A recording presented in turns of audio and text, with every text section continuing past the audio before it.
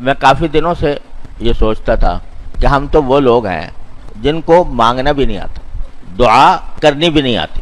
ایسے ہماری حالت اس فقیر کی ہے کہ جس کے پاس کوئی جھولی اور پیالہ بھی نہیں جس میں مانگنے کا طریقہ بھی نہیں آتا. تو ایک مرتبہ حضرت حکیم الامت حضرت تھانوی رحمۃ اللہ علیہ یہی دعا کی فضیلت بیان فرما رہے تھے، اور اس میں یہ جملہ فرمایا کہ مانگنے والا چاہیے، دینے والے کے دینے میں کوئی کمی نہیں.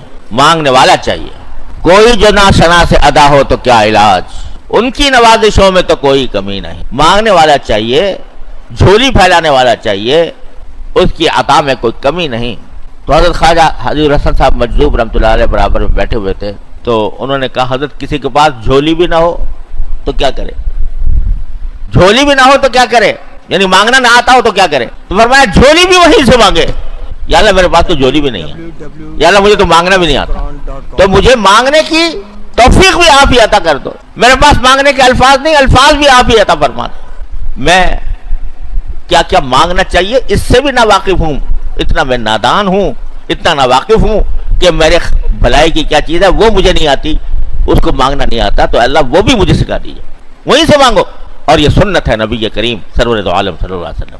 کیا فرمایا؟ اللہم انی اسألک خیر المسئلہ وخیر الدعاء وخیر الاجابہ. اے اللہ میں آپ سے اچھی دعا مانگنے کی توفیق چاہتا ہوں،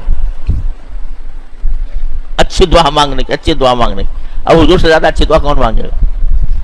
لیکن فرمایا اللہم انی اسألک خیر المسئلہ، میں آپ سے اچھی باتیں مانگنے سوال کرنے کی توفیق چاہتا ہوں. وخیر الدعاء، اور اچھی دعا کرنے کی توفیق چاہتا ہوں.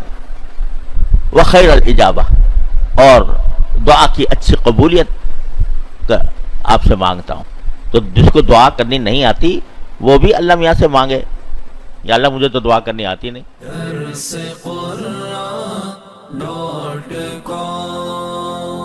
www.darsequran.com